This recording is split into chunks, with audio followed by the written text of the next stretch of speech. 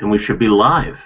Hello and welcome to yet another Hangout on Air from DominoGuru.com. This is Chris Toohey, and today our topic is getting started with layout custom controls for IBM Notes Domino XPages or IBM Domino XPages. I use the Lotus for SEL. In this Hangout on Air, we're going to keep it briefer than our previous ones, just so this is more consumable, because it's a topic that we can spend a lot of time on, or it's a topic that we can use as a quick hit inspiration and we move on. That's what we're going for, the quick hit inspiration and we move on. We're going to cover a few topics, and that is the structure and approach that I use with my layout controls to offer as much future-friendly flexibility as I can within a static design element, but also what we can do post-writing that custom control, and how we can write that custom control that we're going to use for application layouts, how we can stack custom controls for layouts for hot swappability, and how we can employ themes to manipulate the rendered HTML output that goes to the browser. One big thing to point out is that all of this is a superficial look. It's a getting started. You can deep dive and customize this and really make this approach fit your particular development style. You can make this approach fit your team dynamic, but the ultimate idea is for you to have a takeaway. So you can envelop this if it matches, if it's going to help and it matches your development style.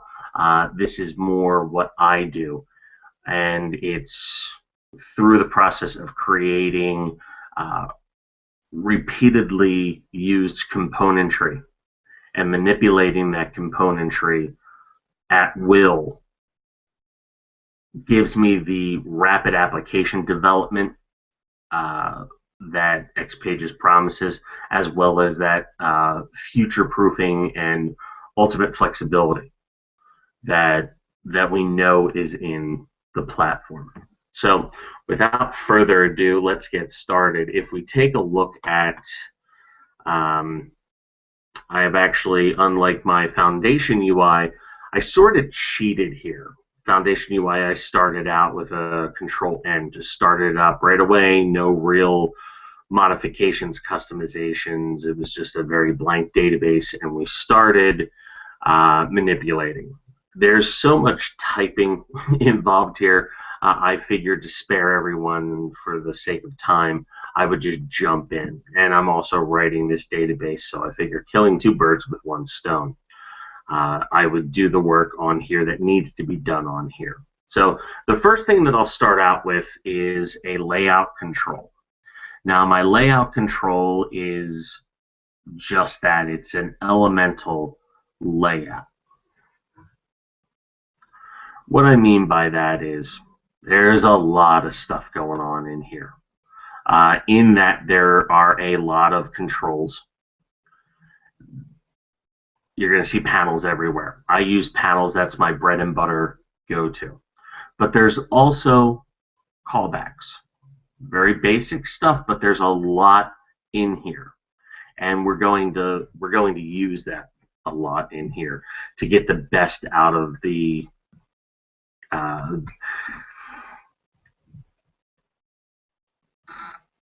the thought I was going with was to get the most out of the controls that we can. But there's a lot of when I show this to other developers, when I'm speaking or I'm working with a development team or I'm mentoring, their initial reaction is, panels? That's a lot of panels. Why wouldn't you use divs and spans and set up a table? And well,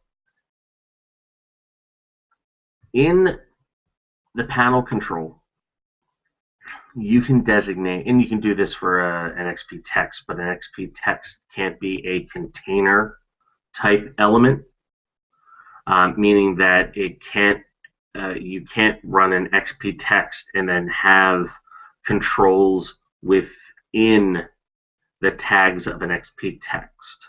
An XP panel, you can. And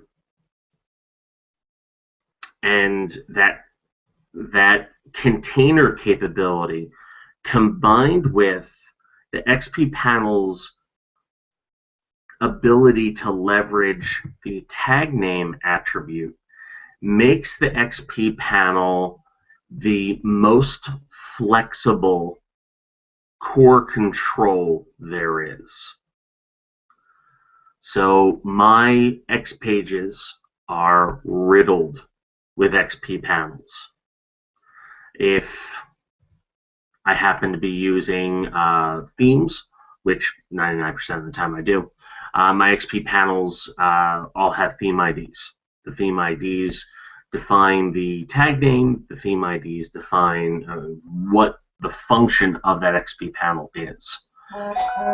So one of the things we're going to dive in right here is the overall structure. Now, if you are a design XPages developer, a design pane, you spend all of your time in the design pane, this is not going to be a very friendly approach. It's ugly. It absolutely is. You could go through the outline and start mashing down, but it's really bad. And you'll also notice I'm not assigning an ID to these XP panels, but simply a theme ID. Now there's two properties that you can assign an XP panel, and this rule will hold true. Two off the top of my head. There may be more, but I'll tell you the ones that you can't assign. An XP panel, as I mentioned in this week's Foundation UI Hangout, that's available for reviewing if you missed the live Hangout.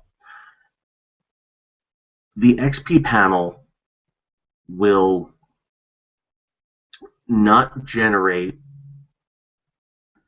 the code. The way XPages works is you're writing XML. When you hit build, it generates the function or the method calls and classes that will create your XPage. When you create your XPage, you'll see that, and you can see this in the Package Explorer. So if I go in and I open this up and I go in to local XSP home, and let's open up the home, you're going to see that it starts creating UI components and starts assigning IDs. You will see, and you won't see in mine, but you'll see in others, that it starts creating HTML divs for every panel. If you give it an ID, a style class, that's its default rendering. However, out of the box, if you're not assigning an XP panel an ID, it will not create that container. This is useful, or it won't create that client-side HTML div container element. This is useful in three ways that I can think of off the top of my head. The first is you can create, now I'll just cheat here, throw this in, you can create an XP panel that simply defines a data source,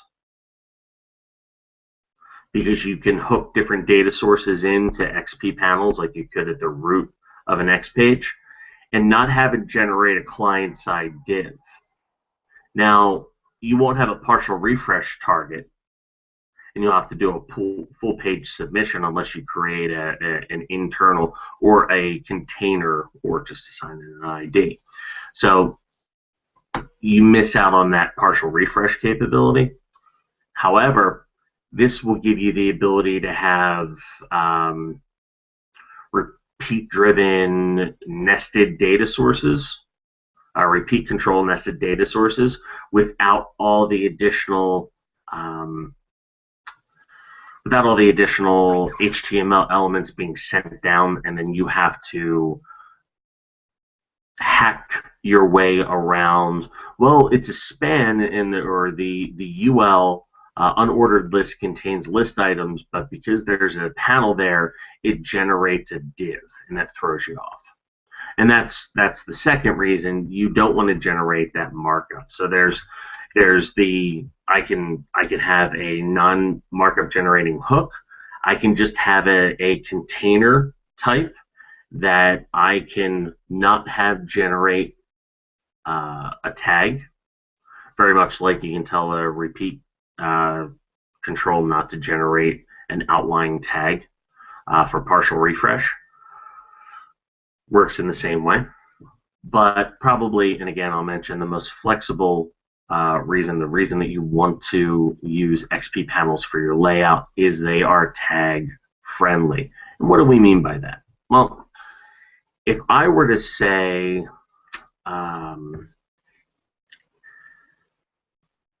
use a web standard theme or extend a web standard theme, I could use my layout container, set a div, and then run a web standard theme friendly or Dojo friendly CSS that says, oh, I'm going to take this and I'm going to make it whatever.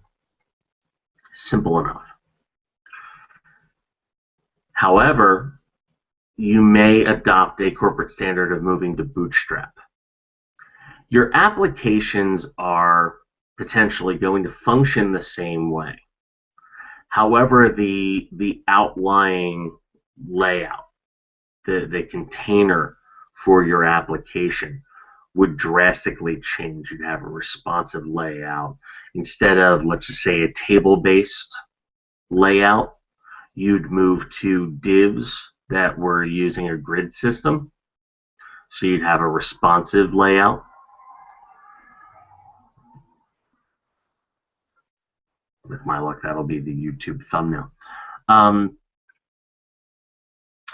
You get that flexibility right out of the box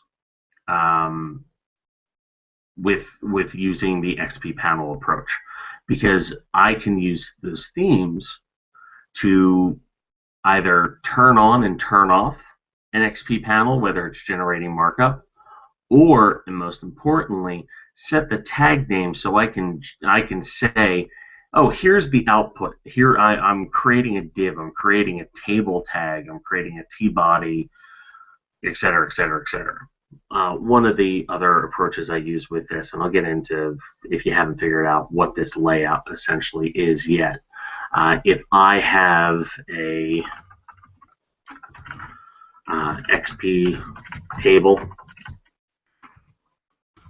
most of you will dive right into XPTR, set that up, because there's no XP head, not recognized. However, if you do panel theme ID HTML head,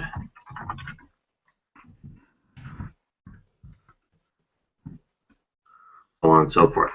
And in my theme, I simply have a control that says, oh, HTML.thead, that's going to be a table header tag. So set the tag name to thead and run with it.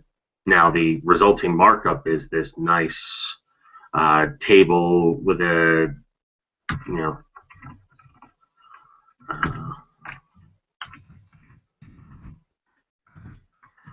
table header, table body,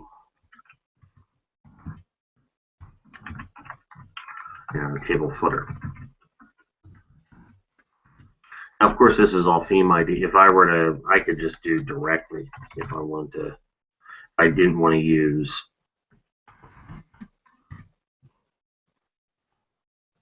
and that's perfectly valid markup. Obviously not the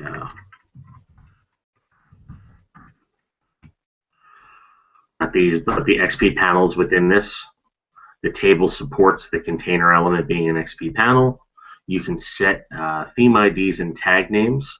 Now, if you set a tag name, that's what you're going to get. It's actually going to generate a T footer tag, and then whatever content goes in there. I have found one caveat to this, and we'll get into that towards the end, and that's dealing with XPages error checking through the JSF.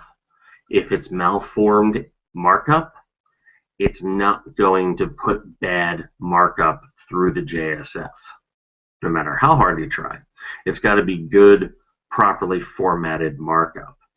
I'll show you one of the caveats and pitfalls there. Okay, so on to the actual layout control. Now that we know why we're using XP panels, now that we understand that it doesn't generate a control by default, let's take a look. So I have here, and this is the overall setup. I'm trying to think of the best way that I can describe this.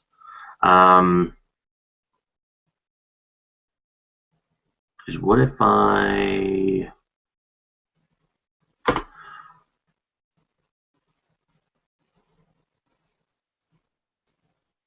Well, you have a... I'll describe it, and then if I have to give you a visual, I will. But your layout container is your overall container. That's the surrounding markup. You'll see here 2 end tags. And the syntax that I use, or the methodology I have going in here, is that you have a container and content for every single one of your layout containers. And it'll become blindingly apparent why you would have a container and content control, hopefully by the end of this screencast. So you've got your layout container, you've got your layout content sitting right here at the forefront. Now we go into individual rows, and if you think you have a top, center, and bottom, okay. If you're thinking about any general layout, if you go into any application, you could break it up as a top, especially web, top, center, and bottom. I'm going to cheat here and pull up my website. You could say that this is the top, this area here, this entire white space is the center, and this entire bottom state, the footer area, is the bottom. Pretty basic stuff. No bells and whistles there. I mean, it is what it is. However, if you're talking about a layout control, and hopefully a layout control that you're going to use consistently across all of your applications for high fidelity usage and really helping the users understand that, oh, okay, I know that this is the general layout of all these applications. Well, you're going to want to, let me just kill that, you're going to want to create as much flexibility going in as possible. So you have your main container content, and then for each top, middle, or top, center, and bottom, I've set up that you have a row, and then the row has a container and content panels, and then each of those have a leading, center, and trailing. But on top of that, you also have 3 designated rows per elemental row. So if I have a top, center, and bottom, I want a pre-top, top, post-top, pre-center, so there's your top, post-top, your pre-center, center, post center, and then your pre-bottom, bottom, post bottom. This is overkill by design. You will invariably skip 90% of this. However, it's there, it's available to you. And if we take a look at the actual, each of those rows, you've got your pre-top in your row, container and content, and then each of these has your leading, container, content, and your callback. Then your center, container, content, callback. And then trailing, container, content, callback. All basic stuff. Now, if you were using panels with IDs, this would look disgusting. It would be way too much. You'd have divs on divs on divs on divs, and it would be hacky in order to get through it. However, we're defining a theme ID. Theme ID doesn't tell the XP panel to generate a resulting HTML markup tag. So you're in the clear. You are good to go. In that it's not going to generate all that extra markup. You come in here and it sort of looks like a dog's breakfast, but that's besides the point. That's a necessary evil, if you will. So I've got my basic callback. Again, you go back to the design pane wolf. So you probably want to create a solid design definition here. Go back to the root. You probably want to create a solid design definition so it doesn't look so ugly. I'm being lazy, but you get the idea. So we set that up.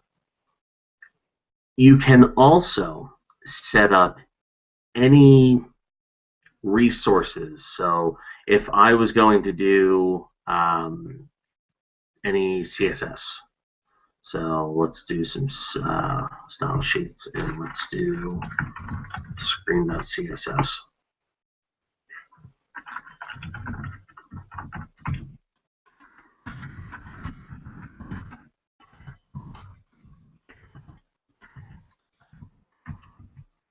Basic stuff. I'm going to include it in here. So I've got my layout, and I can say, you know what, I want my resource. That's what I want. This is going to be awesome, because now this resource will be included wherever I use this layout control. And you can do this with an SSJS library or all your meta tags or whatever you need for this particular layout.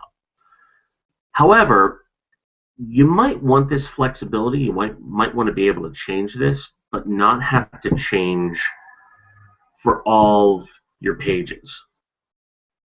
I'll explain. One of the approaches that I've been using the past few years is to have nested layout controls. So you'll see here under custom controls, I have a layout page.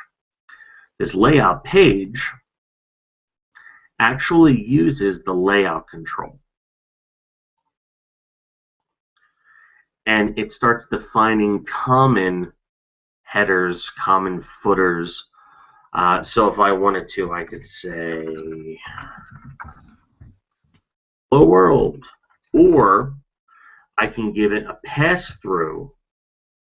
So I might have a static XP panel. I'm going to cheat here and go directly with an H1.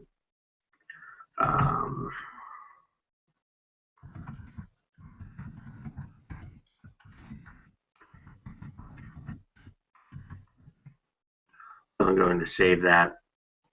Again, I'm cascading this through. This is where I would probably put my CSS, my headers and everything, all my meta tags, all the content that would go in the header, as well as I would probably throw any linked JavaScript. You always want the JavaScript at the bottom, the bottom inside the page declaration. So I would put it in here, but that's just me personally. Let me go ahead and save this. My home page Couldn't be more plain. You're just going to go into custom controls and you're going to drag that page here. Again, pretty ugly because it's cascading through all the nastiness that you're seeing from there, as opposed to save. So let's take a look at what this actually looks like when I pass it through. Hello world. Now all those divs don't generate markup because they don't have an ID or style class or something that would say, hey, XPages, you need to generate something here.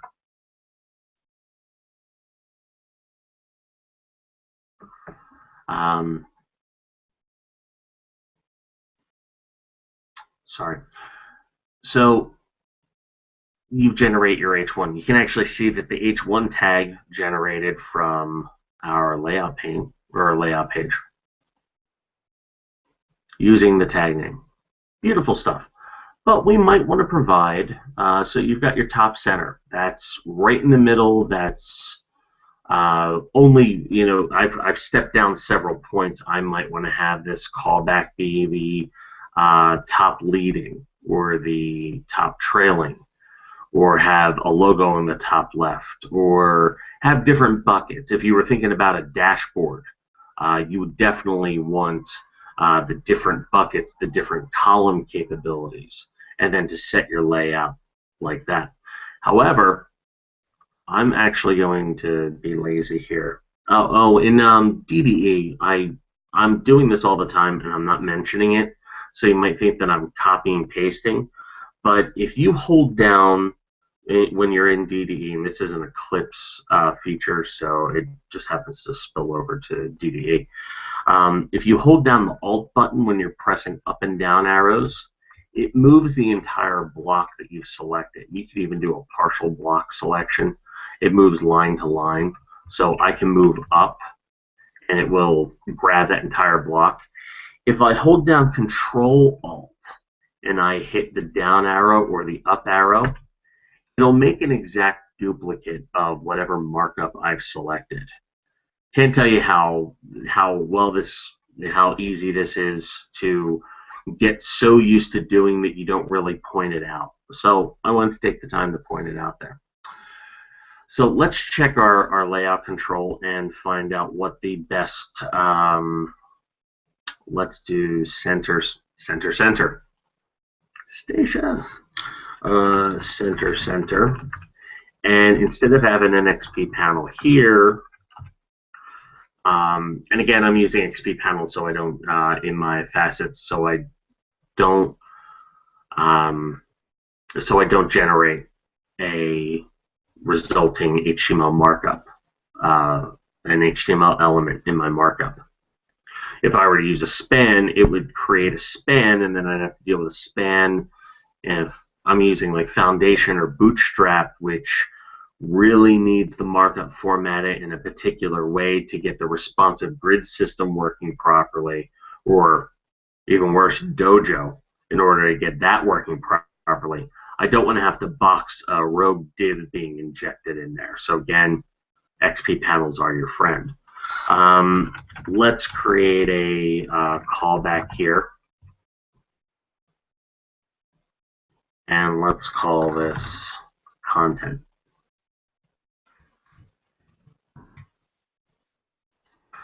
So now, if I take a look at my layout page, and this is where you would want to clean up with the design definition so it doesn't look like, you know, this. You'd probably just want to go in and say, because I'm lazy, let's just copy this in, go into here and say, you know, my design definition, I'm just going to say is a single callback.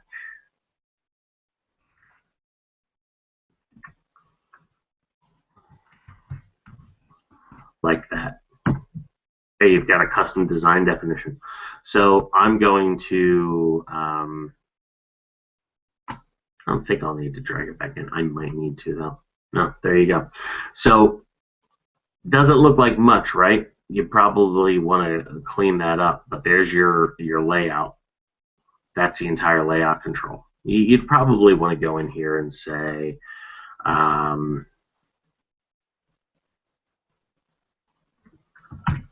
ironically, div style.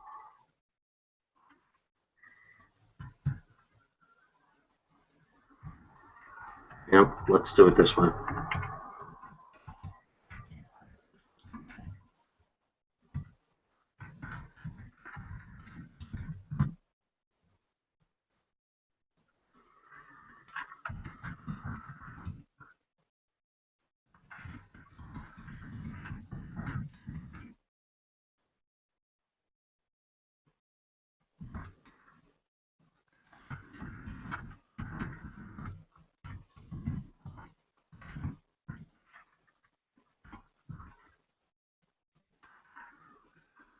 And here we go, right to the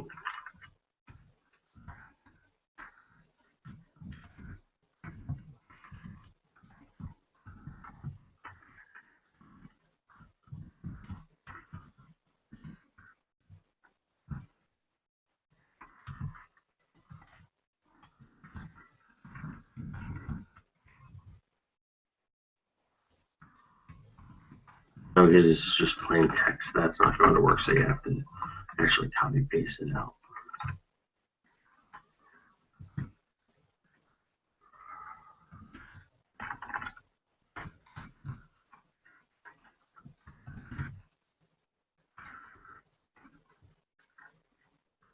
What do you want to call this? Let's call it layout page.xsp custom control. So now that I've set that, let me close this. Let me open it back up. Hey, okay, now I've got my layout control. Now I'm rapid design friendly again. Now if I drag my layout page onto here, ooh, I can have documentation in my design definition. Oh, look, it's nice and pretty. It's running a lot of junk in the back end, but they don't need to see that. So you've cleaned that up. So let's go in here and say hello. Okay. I think we already did hello world. You'll see here that it generates a span. You'll want to go in there and clean that up. I'll just save it so you can see that it actually does generate the very ugly span. So you got H1 span. Again, very clean markup outside of that, but if you wanted to have no resulting markup here, you could go nuts. So that's the very simple look at, and there you go. That's just plain text, and there you go. So simple stuff. Let's say we want to play around. Let's say we wanted to get crazy with themes. So let's go ahead and create a theme. Let's call it application, just so we know that it's for this particular application. Let's minimize this. I'm going to extend web standard. I'm not going to include anything because we're doing that on the theme itself, or the layout control itself, rather. And let's start playing around with theme IDs. So first thing I will tell you about the dot designations. They tend to cascade. So if you do layout.row, I've seen this happen sometimes in a database, sometimes it doesn't. I've seen it happen sometimes on server releases, sometimes it doesn't. It will do almost a wildcard match, and it'll say, hey, I've got layout.row. I'm going to apply those rules to layout.row.pretop.container because there's not a theme ID expressly defined for layout.row.pretop.container. So this part can get a little wonky if you don't do the due diligence and walk through. And I've especially seen this with using One UI, and you're trying to get all the shims in place and you've got all your layout stuff working, and it throws up on you and you can't figure out why.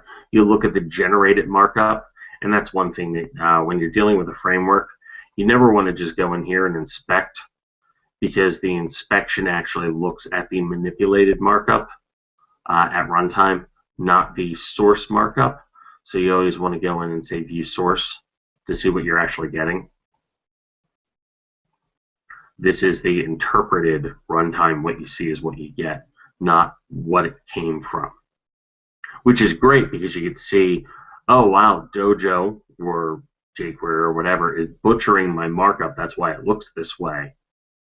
But I put it in here. It must be a bug in that particular version of Dojo. Or, and the reason I pointed out, I don't want you getting stuck in here thinking that the resulting markup, because if you load a Dojo border container, that's 1 or 2 lines of Dojo-friendly markup, but it does a lot of post-download rendering, meaning you've downloaded, quote-unquote, downloaded the page onto the local client. Dojo kicks in, because it's all client-side JavaScript, and says, oh, I know what to do with this. Let me start manipulating things. And when Dojo parses that markup, it starts creating all that scaffolding for your layout controls. So stay away from the inspection. If you're troubleshooting the resulting markup being sent, always look at the view source. So yet another tip that was completely tangential and off topic. So let's start throwing these in. I'm going to say that the layout container and the layout content, I'm going to designate. So theme, when a lot of people are scared to death of working with themes.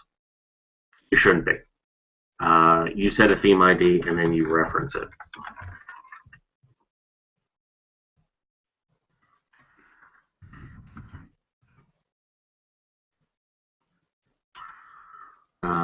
Tag name.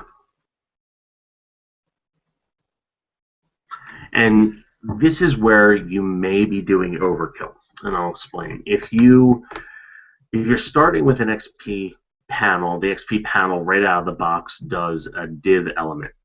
That's simple. So if you're going to set a tag name and call it div, did you really have to go through all that? This is great if you want to use a style class and set it to something else. But for the sake of argument, let's say that the div is going to be, let's say it's a section, a nice little HTML5 element there. And again, Control Alt moves that down. It does not add additional padding though, so you like your things blocked out. You want to go in there and clean that up. So let's do content. Spell might be dangerous. And style class row. Okay. Now let's go into XPages and say I want to use application.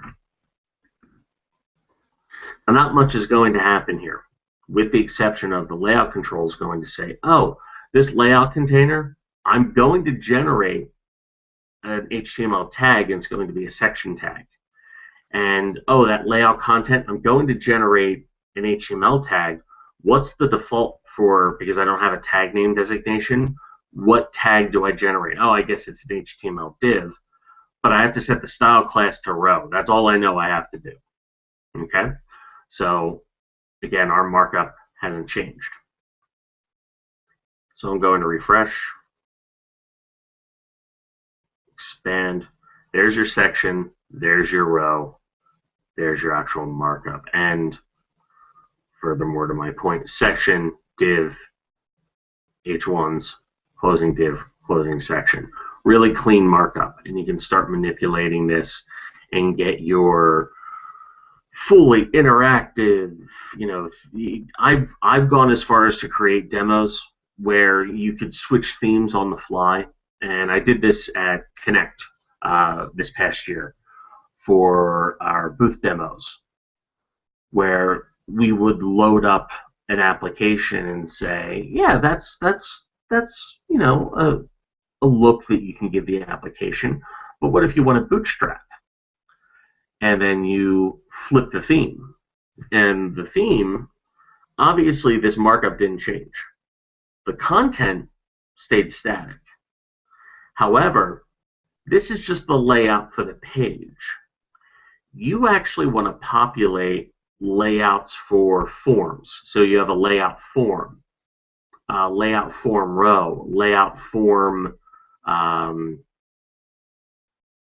control, where you can define the label and the input control via callbacks.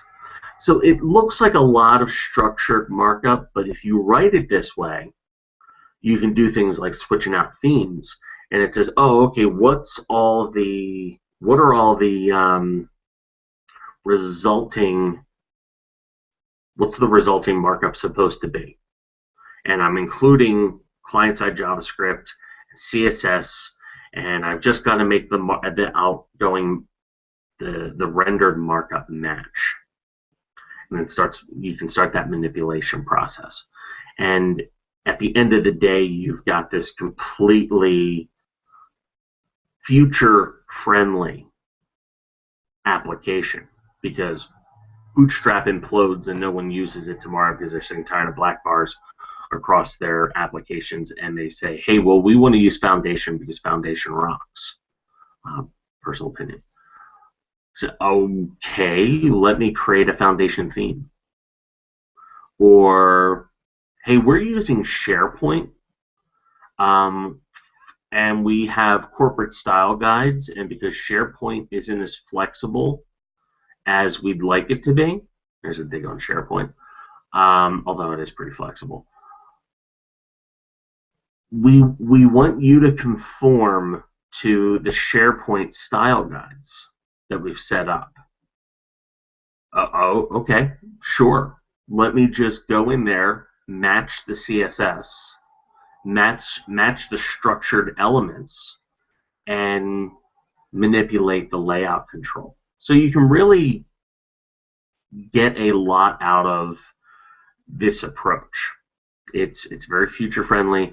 It's mundane. I will forewarn you. Setting up layout controls can be a daunting process, because when you get them done, you immediately go into, I guess I should have added an additional container type. But you can really get flexible there. So if I were to have 2 more hours, I would go into calculating these these theme IDs. And the idea behind that would be,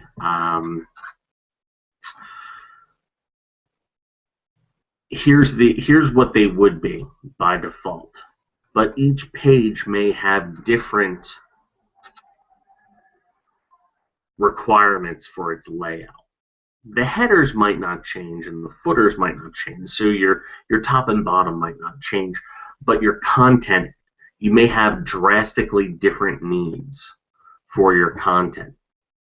So why not make these individual page specific? These are your global, but you might have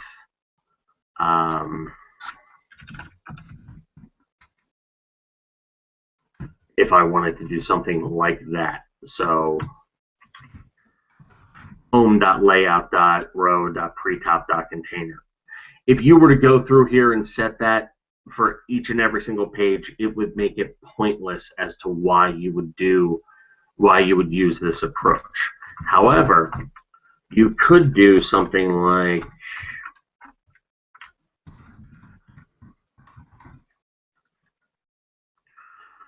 return get theme ID.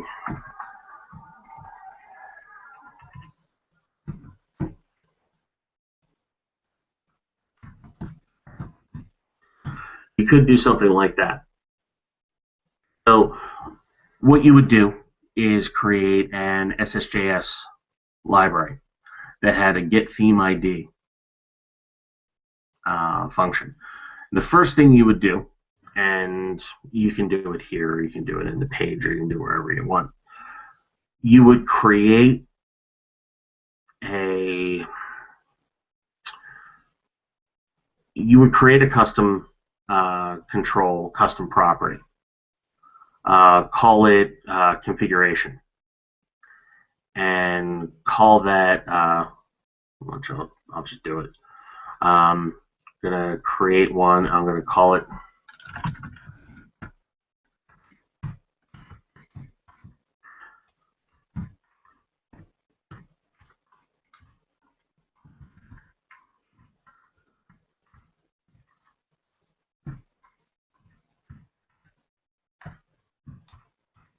I really hate Domino Designer sometimes. You can't write CON in here. It won't let you. So, hence why I was spelling all sorts of, gibberish up there. So, configure, but you can copy paste it. Who knew? Configuration, and we're going to say that this is an object. And I really don't care about the editor. So, whatever. And you can say that this is required or not. Ultimately, I don't care. That's going to give you a handle in to, and it's going to say, whoa, I don't know what the heck this is. Oh, no, sorry. It can't be runtime assigned. However, it can be on page load based. So what you're going to do here is have your get theme ID function. First, this is your key. And you can have a switch and say, okay, let me go through here. But first, let me see if configuration holds a designation for what this should be. So your layout page, you could say,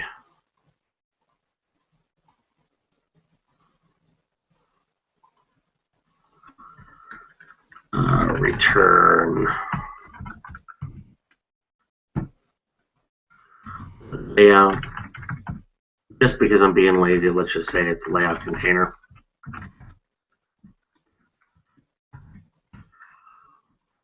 Let's say food container. Okay. So you're building an array of values off of that's going to bug me. You can build an array of values, pass it in a configuration object, and that's just standard declarative array function, or whatever the heck you want to call it.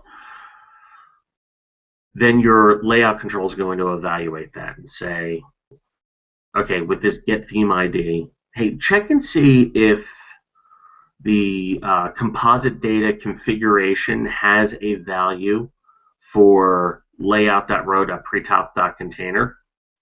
Oh, it doesn't? Then just go ahead and give me the default, whatever this is supposed to be. Otherwise, give me whatever they gave me.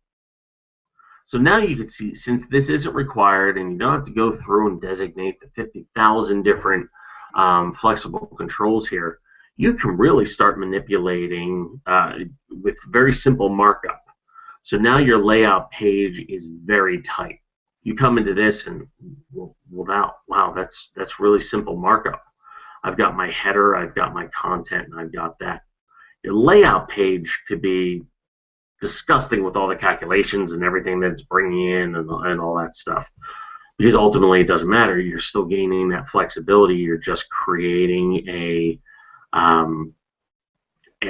proxy layer for the complexity, to remove that complexity and only give the developer access to manipulate what they should be manipulating at that layer. So that's pretty much it. I'm going to open this up for questions. We've got 2 viewers of the live screencast today. So hello to viewers. If you check on the top right-hand side of your Hangout window, you should see group chat. Feel free to ask any questions. I'll keep it open for a few more minutes. We're at the top of the hour, actually 2 minutes over, but because I started this late, schedule will be damned. So I'm going to go ahead and make sure that you guys have a few minutes to ask any questions. You can use that chat room. You can start a chat directly with me if you wanted to via the Google Hangout if you want to ask a question. Or if you don't have access to the Google chat bar for whatever reason, or it's not working, because heck, we've seen that happen before, go ahead and send me a tweet at Chris Toohey, and then I can just pick it up from there. So we'll keep it going for a few more minutes. I'll babble on, and if we don't have any questions, then I'll close out today's session.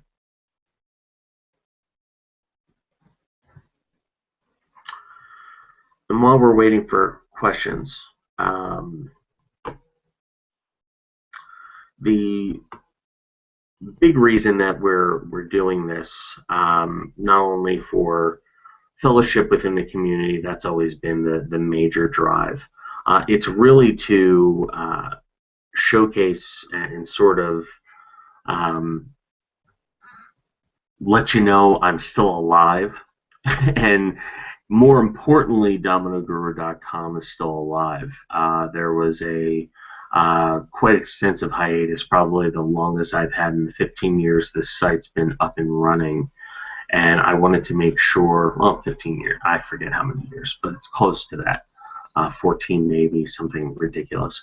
I wanted to make sure that you guys were aware that the website, just recently going under a complete redesign and repurposing, was available with all of its back catalog of content. Might not be 100% because there were 800 plus posts that I didn't get through and scrub completely. I did about 1.5 years worth and said, I'm just getting this online.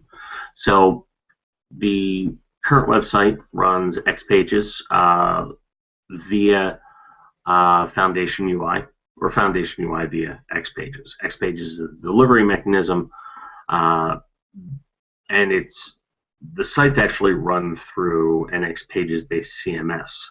So this is XPages on XPages on XPages, using Domino data. And we have events, features, we actually have a functional marketplace, something that we put in there, and I'm using it also as an extension of my independent consulting practice. So if you come into the marketplace, you'll see there's not only those awesome applications readily available, but you'll see a bunch of services, development and design mentoring. So if you want to hear me babble on, you can pick it up here. Gamification, onboarding, adaptive user interface, design consulting. This is all of the really slick user interface and user experience design stuff that I've talked about at IM if you came to the booth at Lotus or Lotusphere/Connect, you've heard me talk about this, or any of the other places that I've had the opportunity to talk in the past year or two. And application modernization, that's taking legacy applications or traditional IBM Lotus Notes client or IBM Notes client applications and making them smartphone, tablet, and web friendly. Not only through, okay, take your old junk, throw it up on the web. Here's your new junk, and it's in a nicer wrapper, but you're gonna get an extra pain point of having to authenticate with your HTTP password. No, this is the overhaul of task-oriented design approach, or responsive web design approach depending on the given need. If we can make it multiple device friendly, or if it makes sense for a given application to go right to the throat and say, you know what, salespeople, they need a completely simplified, task-oriented design for them to submit customer call records and part of the CRM. So we'll work with you there. But that's the marketplace. There's also, while I'm waiting for any questions to come through, there's a new feature, and I'll be talking about this quite extensively. Sorry about that. Google Helpouts. This is a much lower cost of the developer entry point to engage. And I've got those same mentoring services. And you'll notice that getting started with Foundation UI and getting started with Layout Custom Controls, that's pretty much the past 2 Hangouts that we've been doing. The idea here is you get the same exact experience that you're seeing now with these Hangouts. They're just called Helpouts. And you can come in, the first one's free. And it's a price breakdown of $25 for 30 minutes or $1.99 per minute. And if you compare that to the price that we've set within the marketplace for our services, you're saving a considerable amount of money in the And the nice part about this is it's a conversation. It's not a canned message out. So if we're talking about mentoring or any of the foundation or layout custom control stuff, instead of me talking into my screen and you seeing this at a later date, it can be specific to your particular needs. And with the mentoring, it can be anything. But it doesn't look like we've had a question. Let me just double check the Twitter theme. So, or the Twitter stream. See if there's anyone coming in asking questions.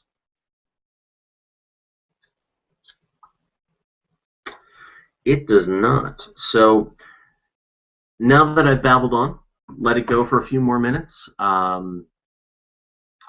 Want to let you know that you can always reach me at dominoguru.com. My contact information is available out there if you go to more Meet the Gurus. You'll see me and a few other familiar faces popping up, and you're going to see with more content contribution, I want to make this more of a playground for some of the more well-known names in the industry to really sink their teeth into articles and content and product reviews and so on and so forth. But you can check out my profile, which has all my contact information, how to get a hold of me, and you can also see various contributions to the site. So if you're looking for a particular article, looking for a particular download, by all means, come out to dominoguru.com. You'll see me. And that wraps it up for today. Again, this is Chris Toohey.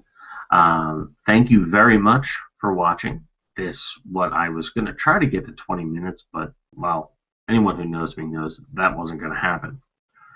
So feel free to reach out if you have any questions. Make a comment on the video. This video will be available for